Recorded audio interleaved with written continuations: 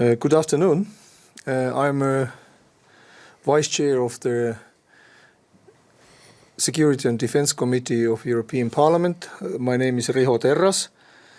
The EU and Canada are long-standing partners in the fields of security and defence. We share values and similar vision for the global order, and we appreciate Canada's reliability and predictability all the more in the current global geopolitical context. More recently, we have significantly deepened our cooperation. In 2025, EU and Canada signed an ambitious, broad and comprehensive security and defence partnership. In doing so, the EU and Canada have shown a keen interest in jointly addressing defence capabilities gap and strengthening their defence efforts in response to our current security challenges. By strengthening Canadian and European defence, we are also showing our commitment to the readiness of NATO and the transatlantic alliance. The interdependence of Canadian and European security is clear. Prime Minister Carney's attendance at the recent European Political Committee meeting in Yerevan as the first ever attendance of a non-European was another significant example of defending relationship between Canada and Europe. Canada is the first non-EU country participating in European instrument SAFE, which will help 19 EU member states increase military expenditure by up to 150 billion euros. It opens new opportunities for the defence industrial cooperation and for our support to Ukraine. And of course, support to Ukraine is a highest priority for Canada and for Europe, and we thank Canada for all the concrete measures it has taken to support Ukraine. One more key area where European Union and Canada also step up their cooperation is the reinforcement of Arctic security and the solidarity you have shown to the people of Greenland. The Arctic region is becoming an epicenter of the global geopolitics, where we are witnessing military buildup, new hybrid threats and geoeconomic competition. This is redefining Europe's security landscape. It is therefore necessary for the European Union to involve further in tackling those challenges, alongside with Canada, which has major stake in the region. This is the first visit of European Parliament new Committee of Security and Defence to Canada, and we are excited to discuss practical ways that we work together with parliamentarians to deepen our security and defence partnership and thereby deliver on the security of all our citizens and find ways to support Ukraine in the very hard war. Thank you.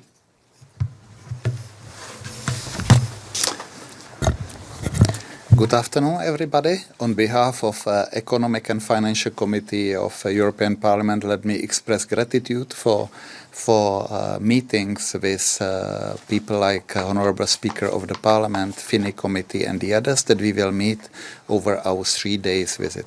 For Economic Committee, this is natural to come to Canada and discuss the economic topics, as we are facing very similar challenges this time.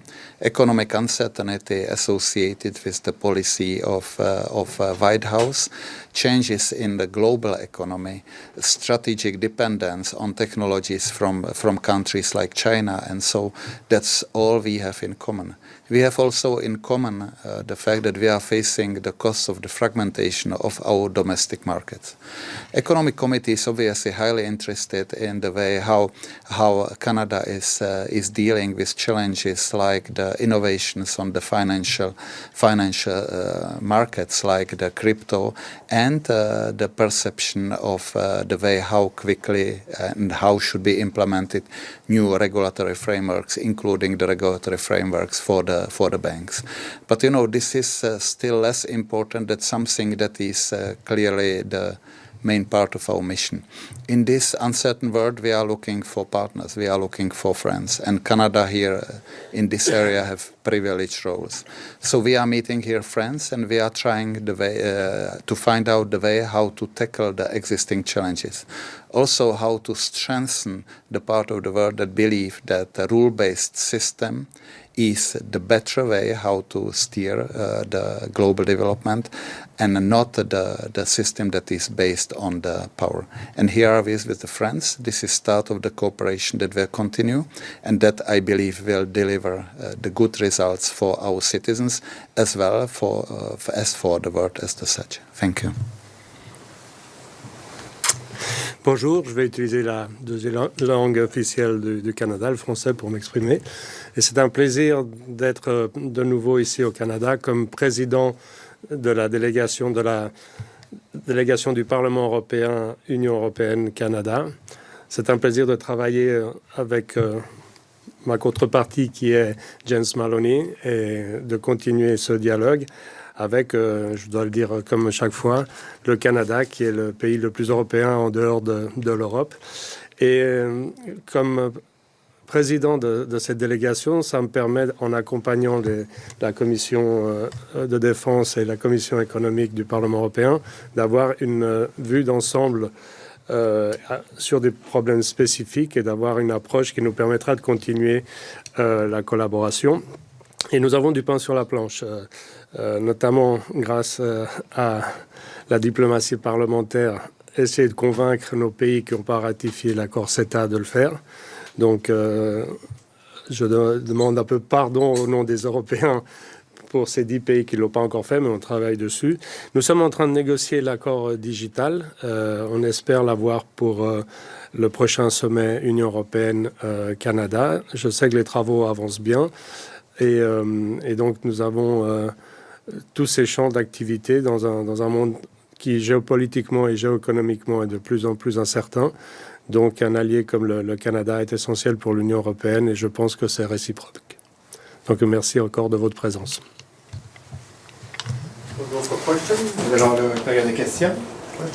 Hi, Joanna Smith with The Logic. The second speaker, sorry, you mentioned you were interested in what Canada's doing on crypto. Can you be more specific about what you're looking for there? There is also interplay between the crypto and the digital currency.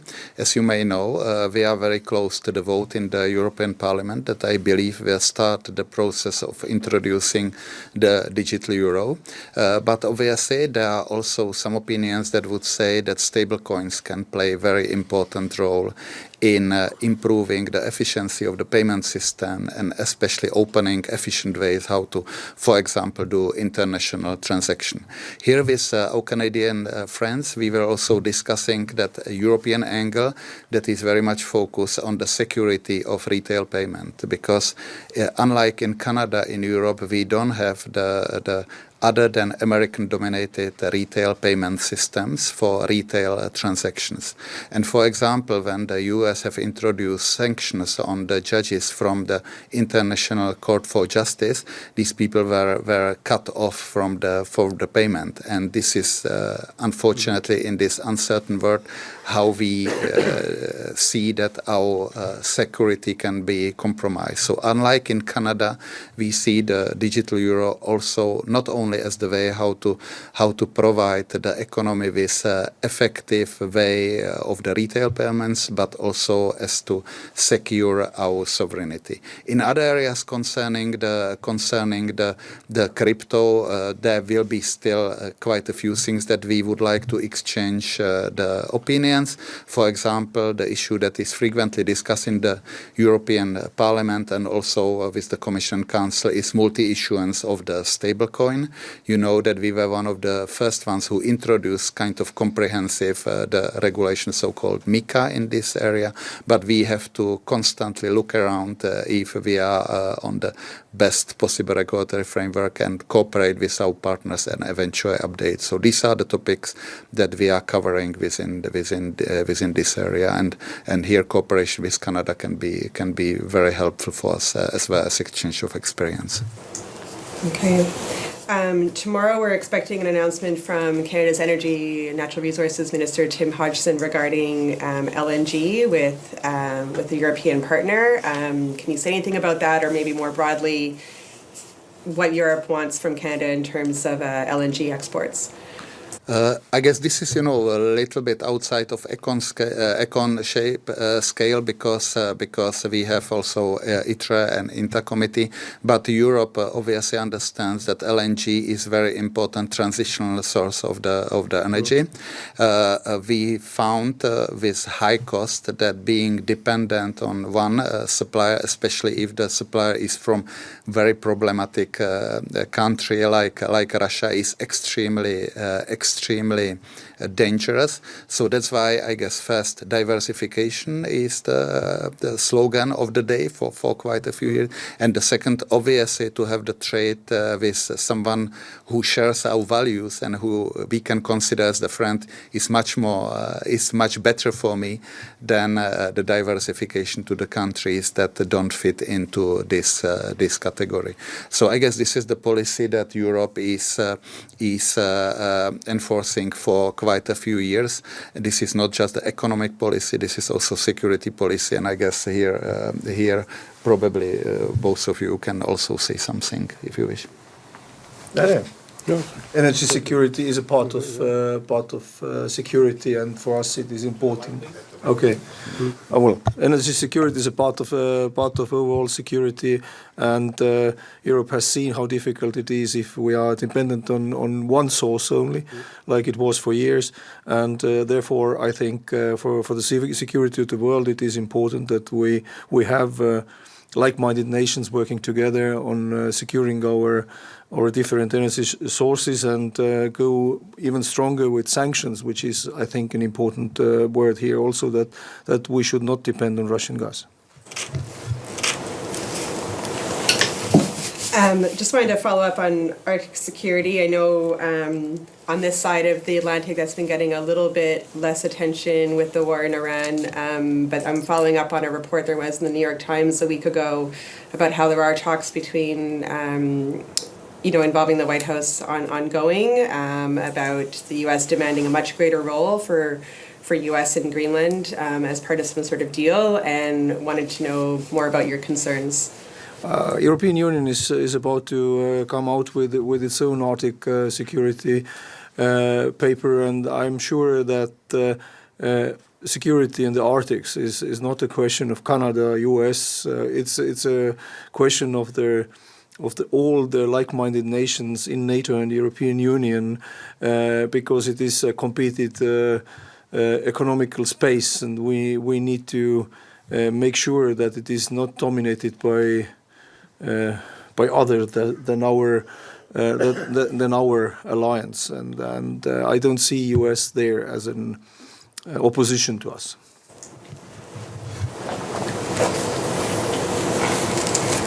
And can we have just one more? Yeah, sure. So Canada has resumed trade talks with India, and I know the EU finalized its own negotiations to secure a deal pretty recently. What can the EU teach Canada, I guess, about how to navigate those talks? Particularly, we saw today some allegations from India's High Commissioner in Ottawa that Canada's security agencies are politically compromised in their allegations of foreign interference. This is something that is really out of our scope, but I guess our policy to extending the trade agreements is basically kind of expression of our desire to strengthen that part of the world that wants to be involved in rule-based relationship. And this is for us important, and I guess here Canada can play a very important role because on one hand we are sharing the same values. We especially with your Prime Minister after his speech in Davos, it's clear that we are on the same footing here. And I guess if we would continue and develop these policies somehow together, this would deliver better results. But otherwise, talking about the details, it's a little bit outside of ECON competence. As Ludek said, it's important for us as European Union to diversify. That's why we have just started with the provisional implementation of the Mercosur agreement. As you said, also with India. We have just signed, I think it was on Friday, with Mexico. So for us, it's very important, and as I said in my introduction, it's very important that we implement fully the CETA agreement, because it brings a lot of benefits, especially for us as Europeans.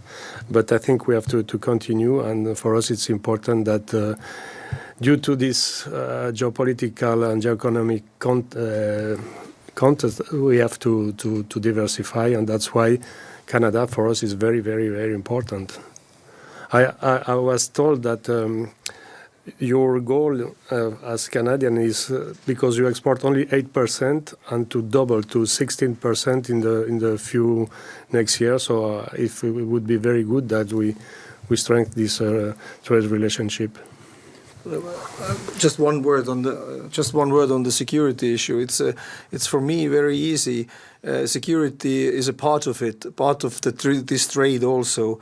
If you engage your friends with the trade agreements, they are less falling in the side of China and Russia, and it's not always easy and it's complicated, but we must do the effort that the world which we are working together with is bigger than the world which China is working together with, as easy as it is. And it is, as I said, not always easy.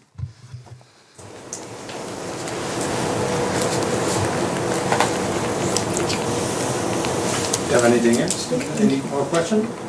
We got nobody on Zoom, so that's it. Okay. Thank you. Thank you very much. Thank you for your good questions.